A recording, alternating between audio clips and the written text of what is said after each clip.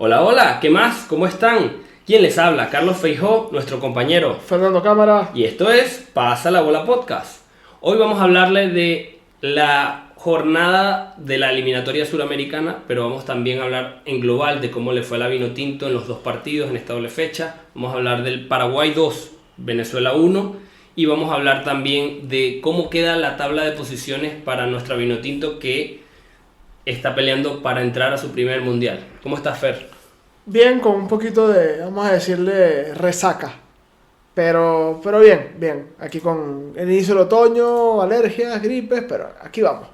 Así es, o sea, estamos intentando sobreponernos a todas las adversidades posibles que nos está presentando octubre. Sí, de más día de mucha lluvia hoy, por lo menos. Sí, totalmente. Básicamente Venezuela juega un partido contra Paraguay en el cual tenemos que destacar que no es favorito porque Paraguay viene bien y Venezuela es visitante. La localidad juega diferencias en estas eliminatorias. Pero Venezuela venía muy bien y sabía que necesitaba ganar. Sí. Acorde con eso, el Bocha pone una alineación ofensiva. Sí, sale con un 4-2-3-1. Con Aramburu, Rubén Ramírez, que debutó en este partido. Nahuel Ferraez y Miguel Navarro. En el doble pivote, Ángel Herrera y Cristian Cáceres. La línea de tres volantes ofensivos con Soteldo por la izquierda, Savarino de enganche. Aunque Savarino te juega de enganche, pero al mismo tiempo busca mucho caer por los costados. Es su forma de buscar generar juego y opciones, ¿no? Machís por la derecha y Salomón como referencia en ataque. Paraguay, que salió con un 4-2-3-1. También ofensivo. También ofensivo, con Fernández en el arco, Cáceres, Gustavo Gómez, Alderete y Junior Alonso en la saga. Doble pivote con Andrés Cubas y Diego Gómez, que jugó un muy buen partido. La estrella, ¿no? En la contención. Almirón, Enciso y Ramón Sosa como volantes ofensivos. Y adelante Isidro Pita. Que como luego única sale por referencia. Sanabria, que es el que hace los dos goles. Que de es el que Paraguay. hace los dos goles, exactamente. Es que yo pienso que Alfaro gana el partido desde los cambios. Sí, totalmente. Totalmente. Gana el partido desde los cambios. Respondió temprano porque hace dos cambios una vez al inicio del segundo tiempo. Que fue que entró Sanabria por Pita y entró Ángel Romero por Sosa. Y Ángel Romero desequilibró mucho. Fue un jugador importante, se recostó más que todo por la derecha y también generó ocasiones. ¿A ti qué te pareció el arbitraje? Porque hubo muchas polémicas, hubo gente que dijo que no fue determinante en el resultado, más sí en el desarrollo del partido. Hubo muchas amarillas para Venezuela. El penalti, ¿qué te pareció? Cuéntame. Hubo cosas que sí pueden ser un poquito, vamos a decirle, extrañas. Riguroso. Fue muy riguroso, pero al mismo tiempo fue riguroso para ambos lados, creo yo. Porque hubo cosas que no cantó a favor de Paraguay que pudo haber cantado. Ya, por lo menos tú ves un cierto criterio de coherencia en lo que fue el arbitraje. Ayer en la transmisión que pude ver, que fue la transmisión de Venevisión, creo que fue José Castro que decía que hasta Argentina se había quejado de este árbitro. Porque es muy, muy riguroso. Es que el fútbol suramericano no se presta para un arbitraje que interrumpa tanto el juego. Se presta más para un arbitraje que dé fluidez. Por ejemplo, me gustó muchísimo el criterio del árbitro del Venezuela-Argentina. Sí. Porque dio fluidez. Y bueno, no creo que tampoco eso haya incidido en el resultado. Creo que... No incide porque Romo tapa un penalti. Sí, sí. Porque ese penalti es de los penaltitos estos que le cobraban a Argentina en el Mundial que generan tanta polémica. Sí, Son sí. contactos que normalmente no se pitan. Sí. El detalle es que se rige mucho el manual. Y si te rigen mucho el manual, vas a cantar todo. Y es lo que pasa con este árbitro. ¿Qué es Un lo poco que de entendimiento del juego le falta. Sí, ¿qué es lo que veo yo con este partido? Un primer tiempo que Venezuela lo juega bien. Logra desde el inicio. Logra el Bocha, vamos a decir, manejar el partido desde el orden y de las transiciones rápidas. Paraguay manejó más la pelota, obviamente está en condición local y con necesidad de... Termina con 61% de posesión. Exactamente. El Bocha, que una de las cosas que mejor hace o mejor ha hecho es la relectura de los partidos. De por sí a mí me sorprendió el 11 y no me desagradó, te voy a ser sincero. A mí me pareció un poquito atrevido. A mí me pareció atrevido, pero está bien que lo haga. Nosotros lo habíamos conversado, la posibilidad de un 4-2-3-1 ofensivo, Sí, era como la tercera o la cuarta opción. Sí, y termina haciéndolo. Yo pensé que iba a salir con Bello en vez de Machís, por ejemplo. Que yo creo que se equivoca el Bocha. Yo creo que el Bocha se equivoca. Más allá del mal partido de Machís. Y más allá de su no intervención en el segundo gol de Paraguay. Tan polémico. Sí. Y de su displicencia en ciertas jugadas ofensivas y defensivas. En toma de decisiones. De por sí. Machís termina saliendo por Eduard Bello al 79. Cuando él saca a Savarino. Ahí es donde yo quería llegar, Fer. Yo te tenía una pregunta sobre eso, porque Savarino, si bien tú dices que cae un poco a banda, hace un poco de conector de todas las piezas. Sí. Y si bien Savarino no es un jugador que sienta tanto la marca, es un jugador que supo enlazar a la Vinotinto en muchas fases. Entiendo que el Bocha quisiese otro 9 para más presencia, pero desconectó al equipo, lo aisló. Sí, totalmente. ¿Qué pasa? Savarino es más manejador. Y para mí un error que comete el Bocha es quedarte sin creadores de juego, porque Cáceres y Yangel no son creadores, son organizadores o volantes mixtos. Ellos no van a asumir ese liderazgo. Necesitan a alguien para quien dar ese pase. Exactamente. Necesitan un jugador que dé el pase gol o que genere 3/4 de cancha.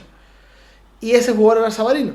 Ahora, es una buena noticia tener a Savarino enganchado en ese rol ahora. Sí, porque pese a la derrota, vamos a necesitar en los próximos partidos a este Savarino. Y que no tuvo un partido tan brillante, pero sí se mostró siempre. Es que partido brillante no es saber que asoma ese rol. Exacto. Que no tenemos. Cuando sale Savarino, se pierde ese conector, porque era básicamente ver a Cáceres o a Yangel lanzándole pases largos, centros de 30 metros, 40 metros a Cádiz y a... Desconexión total. Y a Salomón. O buscar a Soteldo y que Soteldo desequilibre o que Machís desequilibre para tirar un centro. Para mí el error del Bocha fue jugar contra Paraguay la última media o los últimos 25 minutos en el estilo de juego que ellos son fuertes, que es por arriba del juego físico, por más que tienes 2 nueves. Esa era la trampa. De hecho, nos pasó también contra Uruguay en unas eliminatorias anteriores que... En el ciclo Farías. Ir con 3 nueves... Sí, que en el ciclo Farías y contra Uruguay, que te gana todos los duelos aéreos, imposible. Entonces, cuando sale Savarino, se pierde esa conexión. Se pierde esa capacidad de jugar por debajo. Cuando entra Telasco, faltando 10 minutos por Cáceres, que Yangel queda un poquito más retrasado, y Telasco es el que sube, porque además está fresco. Y es mejor, no voy a decir que es mejor que en ese rol, pero su fuerte es ese rol. El fuerte de él no es jugar de los centrales, cosa que Yangel sabe hacer. Telasco tenía la pelota, levantaba la cara y no tenía con quién jugarla. No encontraba ese pase. O jugaba con un lateral, que en este caso, en la mayoría de los casos fue Navarro, porque él partía desde el lado izquierdo o desde la zona izquierda de la contención. O terminaba siendo Soteldo, y cuando Soteldo recibía la pelota ya estaba muy referenciado. O era lanzar un pase largo a uno de los delanteros. Yo quiero que me hables del segundo tiempo de Paraguay, porque al parecer Alfaro cambió cosas. El primer tiempo de Venezuela es muy bueno, el gol de Aramburu es muy bueno, gran jugada de Soteldo. Sí. ¿Qué te pareció los cambios de Alfaro, sobre todo la mentalidad para el segundo tiempo?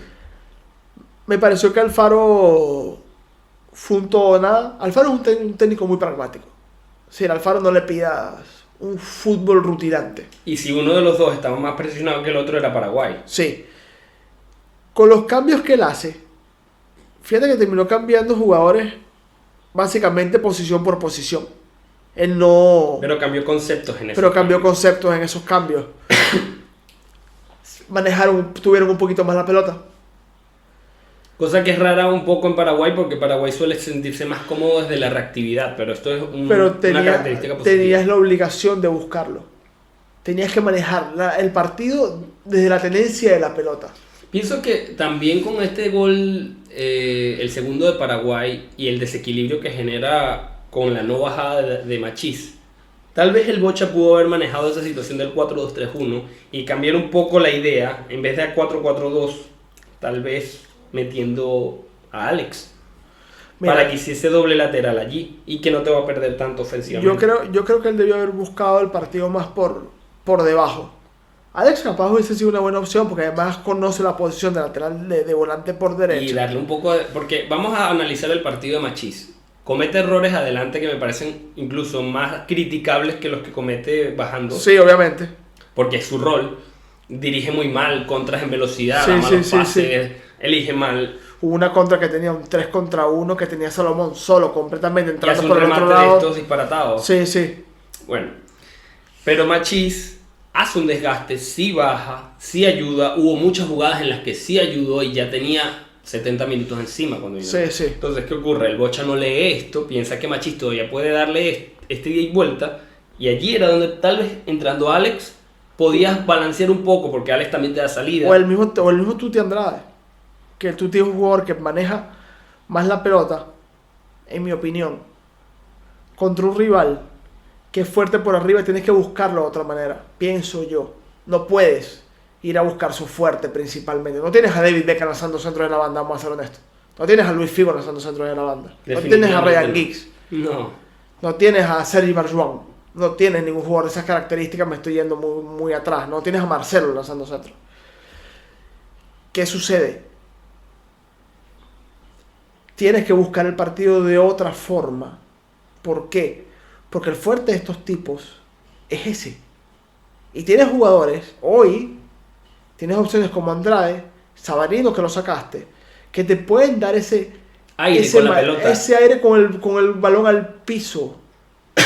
De por lo menos llegar a 3/4 de cancha con un balón dominado. Que puedas meter un poquito a Paraguay atrás. Y no solo a Paraguay atrás, descansar un poco con el balón. Tener la pelota de forma defensiva, poder dar un poco de circulación y tal vez allí en esa circulación encontrar un pase para salir. Tener un jugador que te pueda dar un pase de gol a uno de los delanteros. Y un conector para poder asociarte con ellos. Porque tanto Cádiz como Salomón se duplican un poco. Son muy nueves. Ellos se entienden y saben jugar bien. Y Cádiz sale un poco más, pero ninguno va a salir a elaborar. Ninguno va a salir a elaborar, ni va a salir ninguno de los dos a lanzarse una banda, a tratar de marcar una diagonal con la pelota y ver que ¿Y a cuál banda si Soteldo está por izquierda? Porque los dos son diestros. Exacto. Por derecha no... A Salomón a esta altura de su vida, nunca lo hizo, no lo va a hacer a esta altura. Bueno, en el Málaga un poco, cuando era más joven, caía por izquierda, sí, driblaba un poco, pero ya... Estamos hablando de hace más de 10 años. Exacto. Sí, Cádiz yo lo vi jugar de extremo en el Caracas, hace 8 años. Tenía 21 años Cádiz en ese momento. Así es. Entonces, fue un partido que yo creo que se pudo haber manejado de otra manera. Salir con un punto era vital, pero por lo menos con uno era vital. El seguir sumando. Pienso que lo que más duele es el minuto, es en el segundo gol, cuando las situaciones no nos permiten defender a los jugadores. Sí. Porque es un problema de concentración, es un problema de actitud, es un problema de pierna, pero también es un problema de mala lectura del Bocha. Que eso era una de las cosas que yo te quería preguntar. Ahora ya yendo un poco más hacia otro tema, Fer. ¿Cómo ves a Venezuela de cara a la eliminatoria? Porque lo vamos a recibir a Brasil de locales, va a ser en Maturín, ya está confirmado, sí, en noviembre, y luego visitamos Chile. Estamos con 11 puntos en el octavo lugar, pero Bolivia tiene 12, Paraguay tiene 13 y Ecuador también tiene 13, estando en el quinto, sexto y séptimo lugar respectivamente. Están al alcance, ¿cómo lo ves? Brasil no es el mismo Brasil de antes, pero sigue siendo Brasil. No, y que ahora Brasil agarró un poco de mínimo, ese 4-0 a Perú. Sí, no, y ha agarrado un poquito de aire. En este nuevo ciclo está poco a poco encontrando algunas respuestas en la liga local, porque no siento que haya tenido tanto jugador conocido. Sí. Son jugadores de la liga local. Bueno, Lula hizo unas declaraciones bastante polémicas diciendo que para los próximos partidos de Brasil solo quería jugadores de la liga local porque estaba como muy decepcionado de los de Europa. Un mensaje un poco populista que no tiene nada que ver con la selección. Nada que ver ninguna cosa con la otra. Pero podemos tomar un poco de este mensaje para decir, un poco sí, jugadores que están en la liga local que están rindiendo muy bien. Sí, el tema es que cuando van al concierto internacional puede haber una disparidad en el nivel competitivo. ¿Qué es lo que pasa? Que ese jugador del torneo local puede ver la selección como una vitrina para irse al extranjero. Sin duda. Entonces, vamos a ver cómo Dorival maneja este nuevo proceso.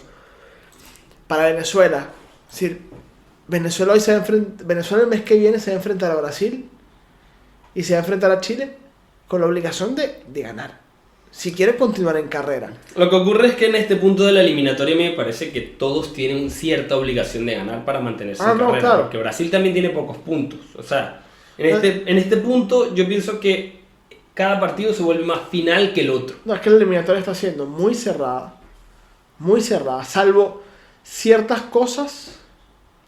La eliminatoria está siendo compleja para cualquiera, porque es que el nivel es muy parejo. Y hoy tú ves, por ejemplo, en la última fecha, Uruguay empata 0 con Ecuador en Montevideo. Con Argentina y Bolivia pasó lo que se preveía, es que Argentina le ganara a Bolivia con un amplio margen. Bolivia saliendo del Alto es un equipo completamente diferente que jugando en el Alto, eso ya se sabe. Brasil agarra un Perú disminuido, que no viene muy bien, que viene con complicaciones. Perú y Chile yo creo que sí están fuera de carrera, porque es que no... Están a una gran distancia de Venezuela, pero acercarse a Venezuela no es la idea. Están a 6 puntos del repechaje. Sí, entonces Venezuela hoy está fuera inclusive del repechaje. Una ventaja que tiene Venezuela es que Venezuela creo que es más hoy que Bolivia, pero Venezuela no tiene la ventaja que tiene Bolivia con la altura. Hay una ventaja que Venezuela tiene sobre Bolivia y es el goal average. Porque Sí. Bolivia tiene menos 10, aún con el 4-0 que le metió a Venezuela. Sí, sí. Y Venezuela tiene menos 2, aún con ese 4-0. Sí. La Venezuela ha recibido pocos goles. Y los goles que ha hecho le han servido para ganar.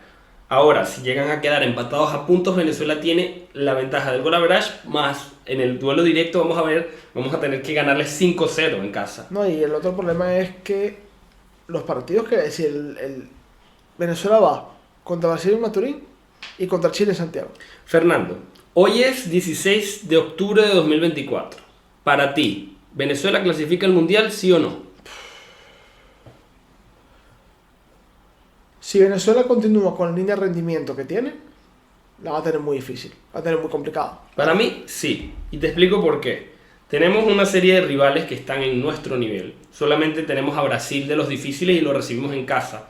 Yo ese partido, un empate, no me parecería raro. Si ya les empatamos allá, volverles a empatar. Sí. Son momentos distintos, lo sé, porque también le ganamos a Paraguay en casa. Sí. Pero, fuera de eso, los partidos que le vienen a Venezuela, si bien son finales, son partidos que me parecen accesibles. Los vamos a revisar rápidamente. Fíjate, está Venezuela contra Brasil, luego visitamos a Chile. Luego visitamos a Ecuador. A mí me parece más posible ganarle a Chile allá, por cómo viene. Ganarle a Ecuador en Quito. Lo que pasa con Ecuador es que yo tengo una percepción de que con Ecuador hemos sabido competir bien. Es una selección que sabemos igualar, por lo que sea, por bien que vengan, igual que con Colombia. Aunque con Colombia nos hemos separado, nos hemos distanciado un poco más porque Colombia ha adquirido un nivel Brasil-Argentina. Con Ecuador yo pienso que, sobre todo, con tanta paridad en la tabla, ellos en casa se van a hacer muy fuertes y necesitarán ganar. Pero no es imposible competirles. Va a ser un partido muy similar en texturas al de Paraguay. Y si hacemos un buen partido, un empate no es imposible. A mí me parece que es interesante que no hemos perdido en casa todavía y que tenemos capacidad de puntuar en los partidos que nos tocan. Estamos hablando de esto, de Brasil, de Chile, de Ecuador, luego toca Perú en casa, Bolivia en casa, luego va a tocar Uruguay de visitante, pero estos partidos seguidos de Perú y de Bolivia en casa, si logramos sacar 6 puntos allí, estamos en el Mundial. No es imposible pensarlo, con esta misma línea de rendimiento de hoy, porque por más que no hemos conseguido resultados favorables, a Uruguay y Argentina se les hacen buenos partidos en detalles que faltaron para ganar. Y a Paraguay se le hace un buen primer tiempo, un mal segundo tiempo, pero son problemas que se pueden mejorar. Venezuela tiene un problema, que es histórico. Y no con esto quiero ser pesimista. Yo sí creo que esos partidos... Creo que el partido frente a Chile en Santiago se puede ganar tranquilamente. A Perú en casa se le puede ganar tranquilamente. Y a Bolivia en casa se le puede y se le debe ganar tranquilamente. ¿Qué es lo que pasa? Venezuela históricamente le han costado siempre lo que se llaman los partidos bisagra. Y los partidos fáciles, entre comillas. Venezuela está siendo más capaz de darte una sorpresa en un partido grande que de consagrarse en el partido sencillo. Exacto. Sobre todo contra Perú, ya la he visto varias veces esa entonces, historia. Hoy Venezuela, es decir, el Bocha, en estos meses que quedan, porque si no me equivoco, el partido, es decir, la doble fecha que tiene el partido contra Ecuador en Quito y contra Perú, seguramente va a ser otra vez Maturín, es para marzo, para abril, ¿no? Sí, aquí tenemos Brasil y Chile tocan en noviembre, pero ya Ecuador es en marzo. En marzo. Igual que Perú. Ok. En noviembre es la última vez que va a tener el Bocha el grupo. Antes de ese parón de más de 5 meses más o menos. Y un grupo que ha venido jugando de forma reciente, ¿no? Jugaron en octubre, sí. Jugaron en noviembre, jugaron Copa América. Jugaron Copa América, que han venido jugando con continuidad. ¿Qué pasa? Esos meses, el Bocha va a tener que trabajar mucho, el Bocha y su equipo de trabajo, va a tener que trabajar mucho, primero en la observación y el seguimiento. Aunque él tiene su grupo armado. Y se sabe cuál es el grupo de él. Una buena noticia fue el rendimiento de Rubén Ramírez, porque es una opción más. Y tuvo un buen rendimiento ayer. De central. De central, porque él es central. Es que va a tener que trabajar mucho la parte psicológica del grupo, más allá de los resultados. ¿Por qué? Porque después de un parón de 5 meses, vas a tener que enfrentar 2 partidos importantes. Uno, en Quito, contra un rival que en su casa es muy difícil de ganarle. Primero porque ese estadio es un fortín y segundo porque la altura semella. No son los 4.700 metros del alto, pero sí son como 3.200 metros más o menos. Sí. Y la otra es ese partido bisagra contra Perú. Es ese partido clave que es el partido que sabes que tienes que salir a liquidarlo. Y Bolivia también. Son esos 3 puntos garantizados que necesitas sumar. Sí. Y Venezuela es una selección que ha ganado pocos partidos bisagra a lo largo de su historia. Sobre todo en eliminatorias. Siento que Venezuela ha ganado partidos bisagra en Copa América. Sí, pero no en eliminatoria, que yo creo que es lo más que es el sitio lo importante, porque es lo diferencial en este punto. Entonces, partidos bisagra que Venezuela haya ganado, que yo recuerde, aquel partido contra Ecuador 3-0 en Puerto La Cruz en la era Farías, que yo recuerdo que Farías, si no ganaba ese partido, se iba. Aquella doble fecha que le gana Paraguay en Asunción. Ese 0-2. Ese 0-2. Que ese día salió a jugar de una manera que nunca había jugado en su vida. Muy ofensiva. Que salió con Joseph y Salomón adelante. Joseph en ese rol de ser un jugador entre líneas. Que hoy carecemos en un segunda punta de ese estilo. Ya ni Joseph cumple ese rol. Joseph cumple otro rol ya. Joseph es más un 9. No tanto. Porque Joseph se retrasaba. Joseph no recibía. Era ese 9 que conectaba con el medio. No tenemos eso. Era ese segundo delantero que jugaba entre líneas, lo que en Italia llaman un trescuartista. Sí.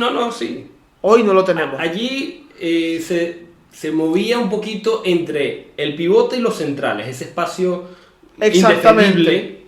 Exacto. Que algunos jugadores con mucho talento aprovechan. Hoy Venezuela está más comprometido que nunca, porque los últimos 12 puntos ha sacado 2. Está bien, el partido contra Bolivia era perdible. Y el partido contra Uruguay, ese empate contra Uruguay en casa, tampoco está un mal resultado. Un empate contra Argentina en casa tampoco está un mal resultado. Pero serán partidos que también lo tuvieron en la mano. El partido contra Argentina se tuvo en la mano. El partido contra Uruguay se tuvo en la mano. Claro. Entonces, Venezuela tiene mucho tiempo en eliminatorias sin haber un partido dando un golpe sobre la mesa. Así es. Especialmente en esta fase, no al inicio de la eliminatoria. Especialmente en esta fase. Yo creo que este grupo de jugadores puede hacerlo, más allá del técnico. Porque si algo ha podido hacer el Bocha es que en poco tiempo cohesionó un grupo que ya tenía, porque si te pones a ver, esta es la misma base de jugadores que traía Peseiro. Y que traía también un poco Dudamel. Esa generación desde Soteldo que ya ha recorrido un camino largo. Estamos hablando de el ciclo de Dudamel, el ciclo de Peseiro, el ciclo de Peckerman, la misma base de jugadores que cuántos partidos ha ganado. Llega el Bocha Batista y empieza a conseguir resultados lo más rápido posible. ¿Por qué? Porque empezó a ser pragmático y desde la solidez defensiva y el orden táctico logró que el equipo compitiera. ¿Qué pasa? Ya eso hoy no es suficiente. ¿Por qué? Porque los rivales te empiezan a estudiar. Porque los rivales saben que ese es tu estilo y que cuando cuando el plan no te sale, te cuesta buscar otra manera. Aunque él había demostrado que haciendo toques tácticos, que haciendo cambios de sustituir jugadores de la misma posición pero de diferentes características que te aportaban cosas diferentes, él podía cambiar un partido. Yo lo que pienso es que al Bocha en este partido se le presentaron desafíos nuevos. Y Alfaro tiene muchísima experiencia. Pero ya tiene rato que desde los cambios no cambia un partido. Es cierto. ¿Por qué? Porque te empiezan a pillar. Porque te empiezan a decir, va a entrar este. Es decir, primero hay una cosa que no puedes depender totalmente de un pase de 40 metros a Salomón, que Salomón la baje y descargue, porque te empiezas a ser predecible y que Sotelo te resuelva todo, ofensivamente hablando. Y si de paso sacas al único socio que le pusiste a Sotelo, que fue Salvarino, en ese punto no te va a encontrar ningún pase. Porque también la otra vez con ese sistema que salió, con el 4-2-3-1, el mejor elemento de la contención, o el elemento de la contención que más te aporta ofensivamente, es que Yangel Herrera lo tienes en un rol más de quedarse un poquito más que de llegar. ¿Por qué? Porque también tienes un Navarro que se suma, tienes un Aramburu que se suma, Cáceres no es tan 5 puro en esencia, entonces terminas armando un doble pivote de dos jugadores que se van alternando para subir y bajar. A mí me pareció que le faltó velocidad en encontrar soluciones más que cambiar el partido. Exacto.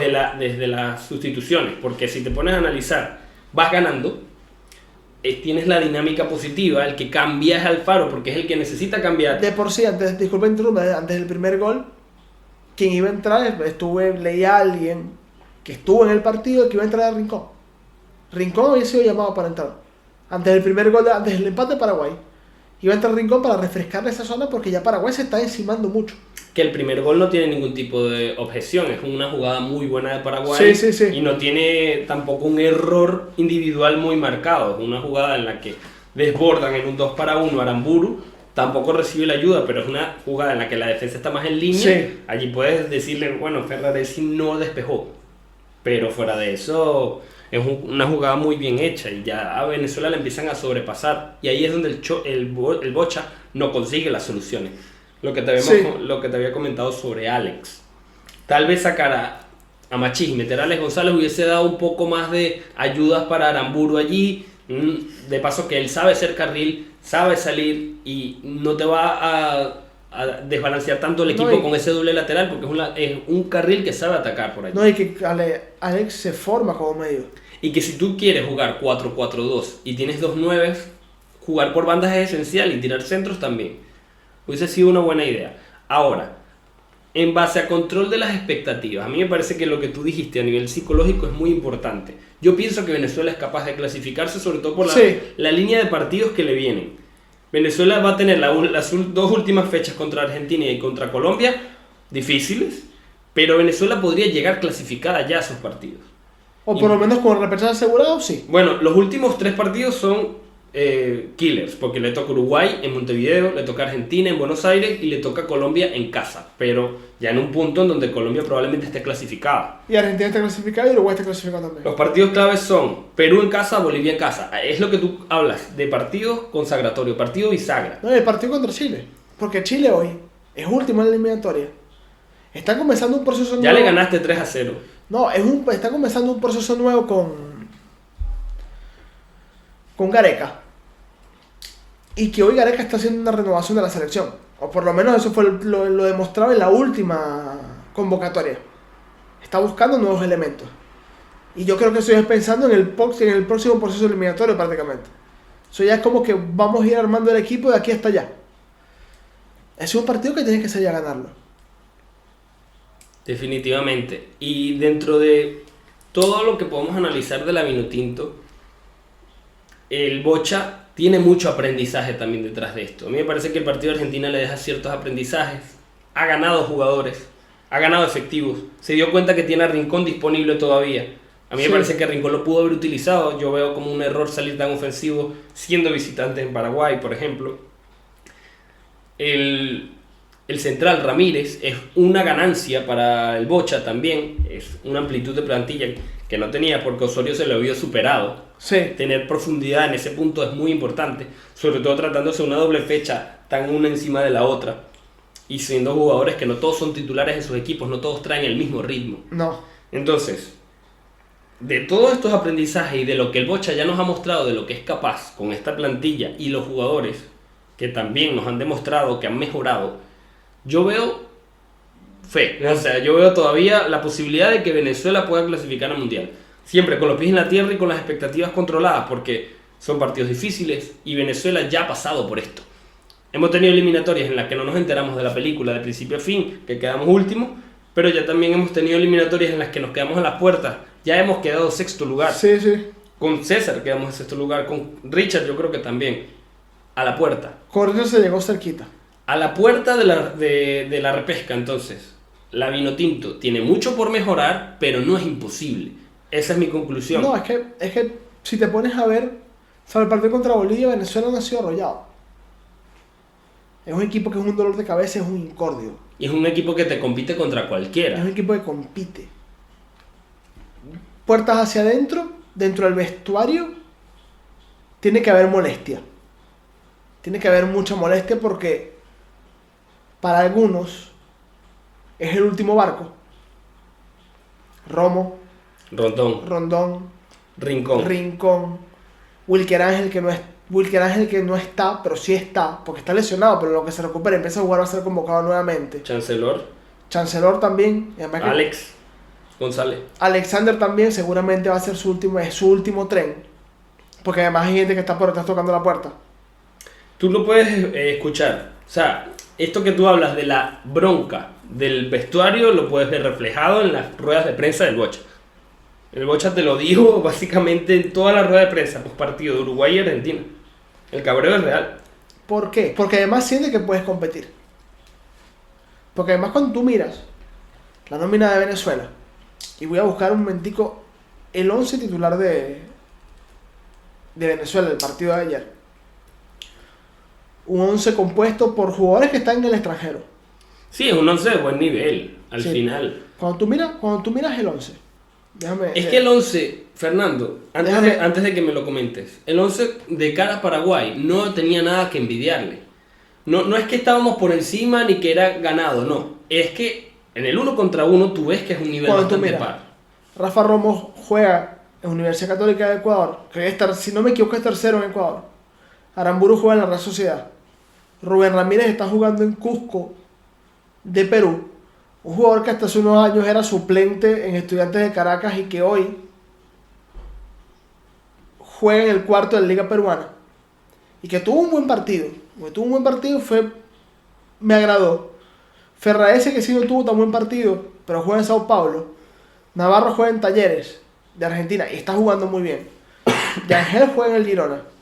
Cáceres juega en el Toulouse de Francia, teniendo buena actualidad, porque es titular en ese equipo. Soteldo juega en el Santos.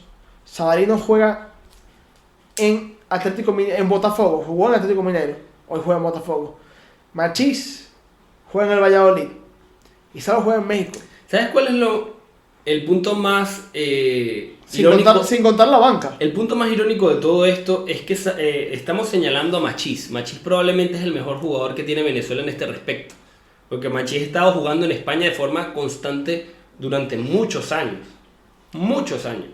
Y puede ser que haya estado en un equipo que haya descendido, luego lo ficha otro que sigue en primera. Es un jugador de primera española. Eso no lo tenemos ahora. Y que tiene un buen rendimiento en la eliminatoria. De 9 partidos ha sido titular en 4 nada más. Sí, no ha tenido un mal rendimiento en líneas generales. Es un jugador que te rinde. Y que te da entrega. Lo que pasa es que, claro, luego de 70 minutos corriendo, tener que bajar a todas. El problema fue cuando llega el segundo gol, el partido estaba roto. Y Paraguay no se rompió. el partido se rompió, que es diferente, pero Paraguay no llegó a romperse. Es un producto de las cosas que hace Alfaro, de los cambios. No. Es un Exacto. caos generado por Paraguay, pero no vive en ese caos. Porque además otra cosa. Al 46, Alfaro hace los 2 primeros cambios al inicio del segundo tiempo. El primer cambio que hace el Bocha al 66, 20 minutos después. Porque el Bocha va ganando. Hay que entender desde qué perspectiva. No iba a mover el equipo. ¿Desde qué perspectiva estamos viendo? Porque el segundo gol cae al 74. Y 5 minutos después entra Bello por Machís. Y entra Telasco por Cáceres. Claro, tienes esos minutos de ver, ok, ¿qué hago? Claro, pero es ver la perspectiva, ¿no? Porque vas ganando, saliste ofensivo y vas ganando. Termina el primer tiempo y sabes que Paraguay va a responder. ¿Cuánto te tardas tú en reaccionar a esa nueva propuesta de Paraguay? Entonces, sí. yo veo que si ya vas ganando y estás de visitante, ya arriesgaste yendo ofensivo, trata de hacer algún cambio que te dé un poco de equilibrio. No te digo que te eches atrás. Digo un cambio que te permita equilibrar un poco y no meter otro 9. Claro, el otro 9 lo mete perdiendo, pero trata de equilibrar, mete un mediocampista más, mete a alguien más de, por ejemplo, a Rincón, el que tú mismo dijiste que estaba calentando antes del empate. O el mismo Andrade para que te mantenga la pelota pegada al piso. Eso fue lo que le faltó al Bocha. Un poquito más de velocidad en los cambios y un poquito más de lectura de partido allí. Defenderse un poquito más con el balón, por lo menos, el poder sostener la posesión. Y tú me dijiste algo que fue clave. El Bocha no había pasado por esta situación. Teníamos rato sin ver al Bocha cambiar un partido desde los cambios, pero es que el Bocha no había pasado por esta situación, porque el Bocha había hecho cambios clave contra equipos grandes, tipo Brasil, por ejemplo, recuerdo buenos cambios allí, manteniendo la cordura, perdiendo 1-0 de visitante, que contra Brasil ir perdiendo 1-0 es básicamente liquidar. Esta situación es novedosa porque vas de visitante ofensivo contra un rival de tu tamaño, con necesidad, porque empezando la eliminatoria todavía no tienes tanta. ¿Me entiendes? Sí. Ya tienes más expectativas, ya los jugadores saben que depende mucho de sus errores o de sus aciertos la eliminatoria, entonces el manejo de este tipo de emociones es importante. Y ya tuvo la primera prueba grande con Paraguay. O sea, en este punto yo pienso que el Bocha puede aprender y tengo buenas expectativas para la próxima fecha. Sí, vamos a ver qué pasa. Creo que va a mantener el mismo bloque de jugadores, no creo que vaya a haber algún cambio repentino, salvo algún rendimiento puntual de un jugador que hoy no está en la selección y que empiece a rendir bien y sea llamado. Pero el resto yo creo que vamos a ver más o menos la misma nómina. Bueno, Fer, fue un placer nuevamente compartir estos pensamientos contigo. Mantenemos la fe. Sí. Gracias por escucharnos. No olviden comentar, suscribirse, dar like y pasa la bola.